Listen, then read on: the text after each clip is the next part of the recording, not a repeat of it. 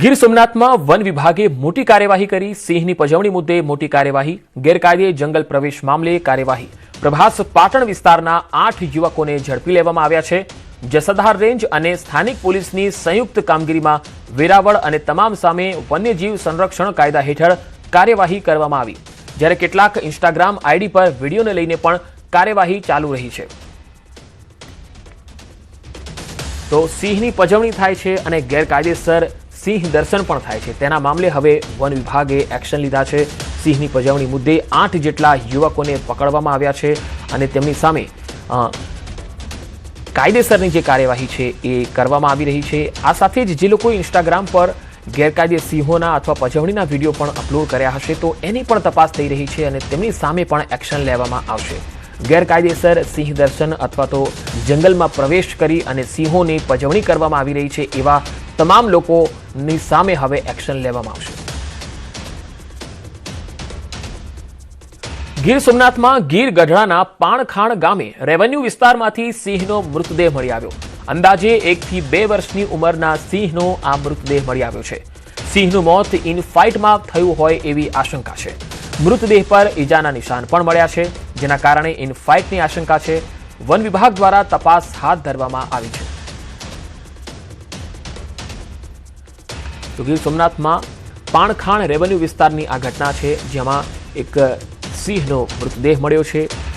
હાલાકે ઇનફાઇટમાં જ્યારે 2 સિંહો યુદ્ધે ચડતા હોય છે અથવા તો બંને સિંહો ઝઘડતા હોય છે ત્યારે એમાંથી ઇનફાઇટ થાય છે અને એટલી ઉગ્ર થતી હોય છે કે જેમાં કોઈ એક સિંહનું મૃત્યુ પણ થઈ શકતું હોય છે।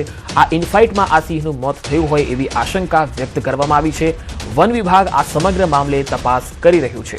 પાણખાણ રેવન્યુ વિસ્તારમાં એક સિંહનો મૃતદેહ મળી આવ્યો છે, જે 1 વર્ષની આસપાસનો આ સિંહ છે।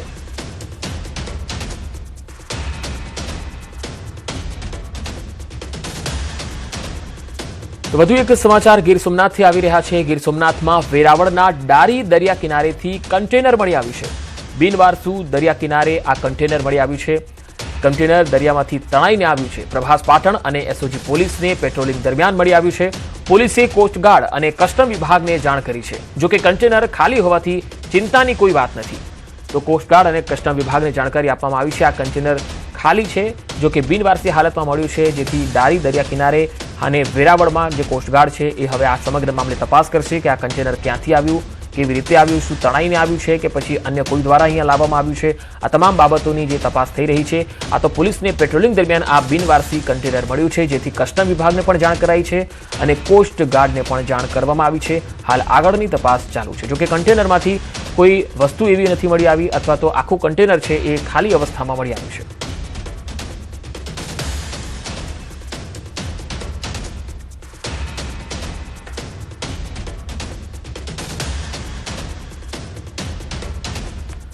વધુ માહિતી મેળવીએ ગીર સોમનાથથી સંવાદદાતા દિનેશ સોલંકી જોડાયા છે। દિનેશ, એક તરફ બિનવારસી હાલતમાં કન્ટેનર મળ્યું છે તો બીજી તરફ ગીર સોમનાથમાં વન વિભાગે એક મોટી કામગીરી પણ કરી છે, જેમાં ગેરકાયદેસર સિંહ દર્શન જે લોકો કરતા હતા, જંગલમાં પ્રવેશ કરતા હતા, એમની સામે પણ એક્શન લેવાયા છે।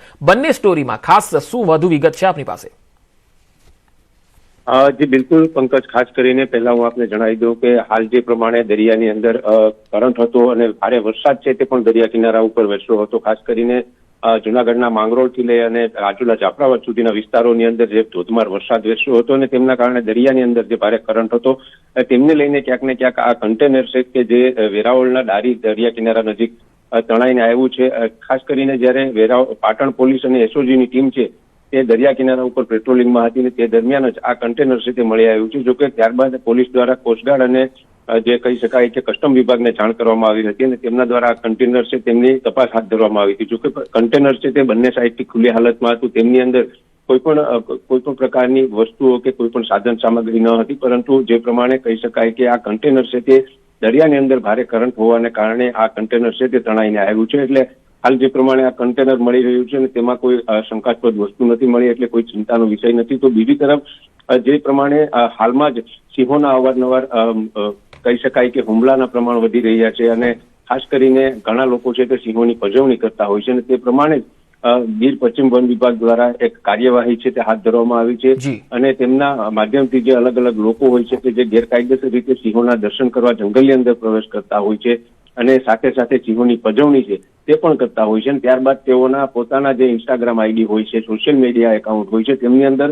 આ વિડીયો છે તે વાયરલ કરતા હોય છે. અને તેમને જ ધ્યાનમાં રાખી અને ગીર પશ્ચિમ વન વિભાગ એટલે કે જસાધાર વન વિભાગ દ્વારા આ મોટી કાર્યવાહી છે તે હાથ ધરવામાં આવી છે. અને આ કાર્યવાહીની અંદર વેરાવળના જે 8 જેટલા શખ્સો છે તેમના ઉપર વન્ય પ્રાણી અધિનિયમ મુજબ કાયદેસરની કાર્યવાહી છે તે હાથ ધરવામાં આવી છે. જી દિનેશ, આભાર માહિતી આપવા માટે.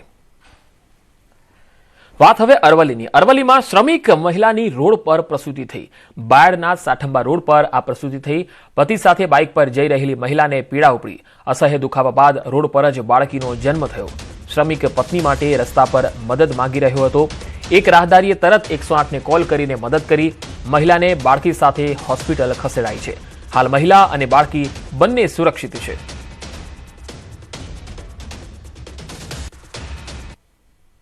કામ કરતો હતો ત્યાં, અને મારી વાઈફને પૂરા મહિના હતા, અને ત્યાંથી નીકળ્યો, બાયડ સાઠંબા આવ્યો અને ત્યાં અચાનક જ દુખાવો ઊભો થયો. ત્યાંથી મને એક ભાઈની મદદ મળી. એના આધારથી હું બાયડ સરકારી દવાખાને આવ્યો. ત્યાં મારી વાઈફને સારો આમ ઈલાજ કરાયો અને અત્યારે મારે બેબી છે. અને ત્યાં દવાખાને મને ખૂબ સારવાર મળી અને બહુ સારી રીતે સપોર્ટ કર્યો. ચીનમાં પૂરે ભારે તારાજી સર્જી છે. એવામાં સુપર ટાઇફૂન 22 ત્રાટક્યું છે. ચીન પહેલાથી જ પૂરનો સામનો કરી રહ્યું છે અને આશરે 6 જેટલી નદીઓ ભયજનક સપાટી પર વહી રહી છે. આ તસવીરો જુઓ. બંને તસવીરો ચાઇનાની છે.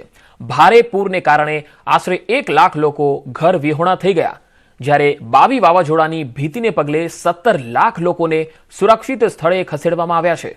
ફિલિપિન્સ, જાપાન અને તાઇવાનમાં પણ આ 22 વાવાઝોડાએ જનજીવનને ભારે અસર પહોંચાડી. 20 જેટલા લોકોનો ભોગ લીધો છે. હવે આ વાવાઝોડું ચીન તરફ આગળ વધી રહ્યું છે. ચીને શનિવારે સવાર સુધીમાં જ આશરે 20 લાખ નાગરિકોને સુરક્ષિત સ્થળે ખસેડ્યા. 22 વાવાઝોડાને પહોંચી વળવાની તૈયારીના ભાગરૂપે તમામ સમુદ્રી વિસ્તારોમાંથી લોકોને સુરક્ષિત સ્થળે ખસેડવામાં આવી રહ્યા છે. આશરે 17,000 ઇમરજન્સી રેસ્ક્યુ વર્કર્સને એલર્ટ રખાયા છે. સંભવિત વિસ્તારો જે એવા છે કે જે પ્રભાવિત છે એવા તમામ શાળાઓ અને કોલેજોને બંધ રાખવામાં આવી છે. ફેરી સર્વિસ પણ સસ્પેન્ડ કરી દેવાઈ છે. હજારો ફ્લાઇટ્સ પણ રદ કરવામાં આવી છે. તો આ ચીનથી તસવીરો જે આવી રહી છે. હવે જાપાન અને તાઇવાન પર પણ 22 વાવાઝોડાએ ભારે તબાહી મચાવી છે, જેમાં તાઇવાનમાં આશરે 113 લોકો ઘાયલ થયા છે, જ્યારે 15,000 જેટલા લોકોને સુરક્ષિત સ્થળે ખસેડવામાં આવ્યા. જ્યારે સાવચેતીના ભાગરૂપે શનિવારે દેશની તમામ શાળાઓ અને કોલેજો બંધ રાખવામાં આવી હતી. બીજી તરફ જાપાનના ઓકિનાવા વિસ્તારમાં ભારે પવન સાથે ત્રાટકેલા આ વાવાઝોડાને પગલે 200 જેટલી ફ્લાઇટ્સ રદ કરવી પડી. હાલમાં આ વાવાઝોડું તાઇવાનથી આગળ નીકળીને ચીનની નજીક પહોંચી ગયું હોવાથી ચીનના તાઇજોઉ અને જિન્જીદાઓ સહિતના જે વિસ્તારો છે અને આસપાસના જે ટાપુ વિસ્તારો છે ત્યાં હાઈ એલર્ટ જાહેર કરવામાં આવ્યું છે. તો બે અલગ અલગ તસવીરોમાં તમે જોઈ શકો છો. ચીનનું તંત્ર તૈયારીમાં લાગેલું છે. ઘણા બધા લાખો લોકોનું સ્થળાંતર પણ કરાવડાયું છે. ઇમરજન્સી રેસ્ક્યુ વર્કર્સને પણ સ્ટેન્ડ બાય રાખવામાં આવેલા છે. 6 નદીઓ ભયજનક સપાટી પર વહી રહી છે અને ભારે પૂરથી 1 લાખથી વધુ લોકો ઘર વિહોણા પણ થયા છે. તસવીરોમાં તમે જોઈ શકો છો કે વાહનો જે છે એ પાણીમાં તણાતા દેખાઈ રહ્યા છે. ઘરો પાસેથી રહેણાંક વિસ્તારોમાંથી પણ પાણીની નદીની જેમ પાણી વહેતું દેખાઈ રહ્યું છે. અમેરિકાના મિઝુરી રાજ્યમાં કુદરતે ભારે કહેર વર્તાવ્યો. અહીં થોડા સમયમાં જ 6 થી 12 ઇંચ જેટલો ખાબકેલો મુશળધાર વરસાદ આફત બનીને તૂટી પડ્યો છે. આ આકાશી આફતના કારણે સમગ્ર વિસ્તારમાં જીવલેણ પૂરની સ્થિતિ સર્જાઈ છે. ભયાનક પૂરના પાણી પ્રવાસીઓના કેમ્પ ગ્રાઉન્ડ્સમાં ફરી વળ્યા, જેના કારણે સેંકડો લોકો ત્યાં ફસાઈ ગયા. પૂરની તીવ્રતા એટલી વધારે છે કે અનેક પાકા રસ્તાઓ પણ ધોવાયા. કેટલીક ઇમારતો ધરાશાયી થવાની ઘટના પણ સામે આવી. આ કપરી પરિસ્થિતિ વચ્ચે વહીવટી તંત્ર દ્વારા તાત્કાલિક મોટા પાયે બચાવ ગતિવિધિઓ શરૂ કરાઈ. ભારે જહેમત બાદ પૂરના પાણીમાં ફસાયેલા 200થી વધુ કેમ્પર્સ અને ત્યાંના સ્ટાફના કર્મચારીઓને સુરક્ષિત રીતે બહાર કાઢી તેમનો જીવ બચાવી લેવાયો. હાલમાં પણ પ્રભાવિત વિસ્તારોમાં રાહત અને બચાવ કામગીરી યુદ્ધના ધોરણે ચાલી રહી છે. આ તરફ કોલંબિયામાં પણ ભારે વરસાદના કારણે જળબંબાકારની સ્થિતિ સર્જાઈ છે. મેઘરાજાએ તોફાની બેટિંગ કરતા કોલંબિયામાં સ્થળ ત્યાં જળની સ્થિતિનું નિર્માણ થયું. જ્યાં જે સ્થળ તમે જુઓ છો ત્યાં તમને પાણી જ પાણી દેખાય એ પ્રકારનો માહોલ, એ પ્રકારના દ્રશ્યો સામે આવી રહ્યા છે. પૂર બાદ આકાશી આફતના દ્રશ્યો તમે પણ જોઈ શકો છો, જે કોલંબિયાથી આવી રહ્યા છે. જ્યાં જ્યાં નજર તમારી પહોંચે ત્યાં ત્યાં માત્ર ને માત્ર પાણી જ પાણીનું સામ્રાજ્ય છે.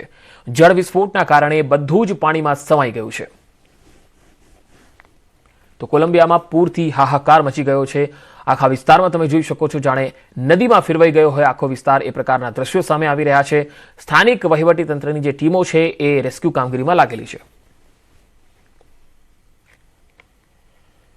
વિયેતનામમાં ટુરિસ્ટ બોટ પલટી ગઈ. 15 ભારતીયોના મૃત્યુ થયા, જેમાં 10 તમિલનાડુ, 3 આંધ્રપ્રદેશ અને 2 કેરળના પ્રવાસીઓ છે. 32 ભારતીયો પણ સવાર હતા. વિયેતનામના ફુકોક ટાપુ પાસે બોટ પલટી ગઈ, જેમાંથી 32 ભારતીયો હતા. 15 ભારતીયોના મોત થયા છે. મોટાભાગના તેલંગાણા અને આંધ્રપ્રદેશના રહેવાસી હતા. બોટ પર કુલ 4 ક્રૂ મેમ્બર્સ સહિત 36 લોકો સવાર હતા. 21 લોકોને બચાવી લેવાયા છે. પ્રત્યક્ષદર્શીઓ અનુસાર અકસ્માતનું કારણ સમુદ્રના ઊંચા મોજા હોઈ શકે છે.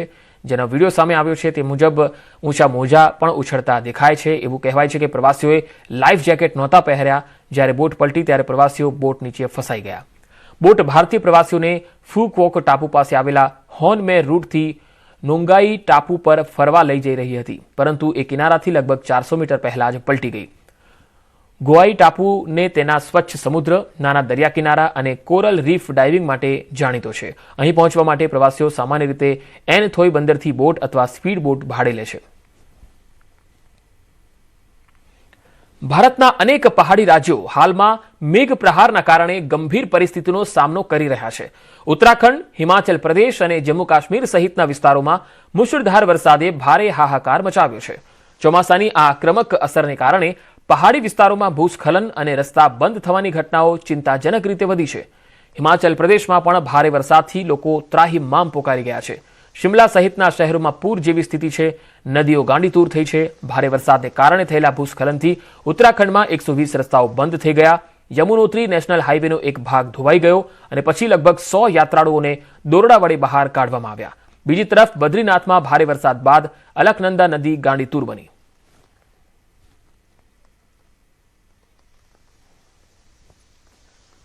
જમ્મુ કાશ્મીરના રાજૌરી જિલ્લામાં ભારે વરસાદે જનજીવનને અસ્તવ્યસ્ત બનાવી દીધું. અનેક વિસ્તારોમાં નદીઓ અને નાળાઓના જળસ્તરમાં ભારે વધારો નોંધાયો.